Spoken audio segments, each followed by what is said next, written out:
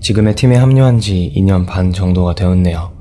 첫 합류 당시 전체 팀원은 저를 포함하여 총 5명이었습니다. 그런데 지금은 20명이 넘습니다. 로봇이라는 복잡한 제품을 만들다 보니 여러 부분들을 각자 맡아줄 사람이 늘어난 건 분명 좋은 신호입니다. 그런데 정신이 없습니다. 아직 많이 어색하기도 하고요. 성장해가는 조직으로서 필연적인 변화이기는 하지만 분명 순탄하지만은 않습니다. 가장 힘든 건 소통의 난이도가 높아졌다는 겁니다. 정보를 얻기 위해 거쳐야 하는 사람의 수가 늘어났어요. 과거에는 한두 사람에게만 물어보고 업무의 방향을 결정할 수 있었다면 지금은 한두 사람을 더 거쳐야 합니다.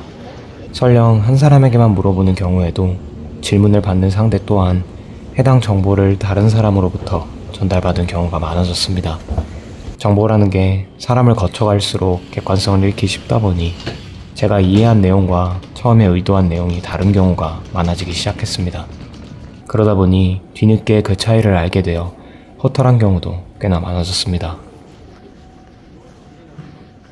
업무를 수행하는 방식도 달라져야만 했어요. 팀원이 적을 때처럼 스스로가 실무를 즉각적으로 결정하고 수행할 수가 없습니다. 기능이 얽혀있는 부분을 다른 팀원이 개발하고 있다면 개발이 완성될 때까지 기다려야 해요. 개발이 완성되거나 문제가 발생했을 경우 제가 알고 있는 내용이 아니다 보니 의도를 파악하기 위해 시간이 추가로 소요되는 경우가 잦아졌습니다. 아직까지 명확한 개발 절차가 없어서 그런 것일지도 모르겠지만 서로 다른 사람들의 개발 방식까지 완벽히 일치시킬 수는 없으니까요. 기본적으로 다른 사람이 다른 의도와 방식으로 문제에 접근하는 상황들을 이해하고 맞춰가는 것에 꽤나 많은 에너지가 쓰이고 있습니다. 이제는 모든 상황을 상세하고 정확하게 이해할 수 없습니다. 정보의 불균형과 복잡도가 너무 많이 올라갔어요. 그래서 과거에는 비교적 확신을 갖고 말할 수 있었던 업무의 방향성에 대해서도 점차 조심스러워지기 시작했습니다. 모든 것을 알고 결정해도 불확실할 수밖에 없는데 정보가 부족한 상황에서 어떻게 자신감을 가질 수 있을까요? 설령 발언한다고 해도 전달되어야 할 사람이 너무 많습니다. 여러모로 피곤한 상황인 거죠. 그래도 계속 이야기해야 합니다. 왕도는 없어요. 과연 내 말이 맞을까 싶은 순간들만 가득하더라도 표현해야 합니다.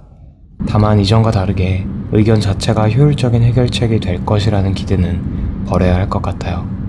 부족한 정보 속에서는 저의 의견이 옳더라도 다른 정보들을 고려하거나 보다 큰 관점에서 바라보면 더 나은 다른 해결책이 존재할 수도 있으니까요.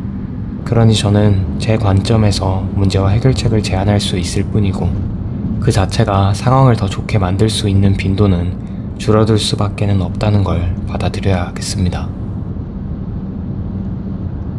혼자서 정말 빠르게 결정하고 움직였던 과거가 그립기도 합니다.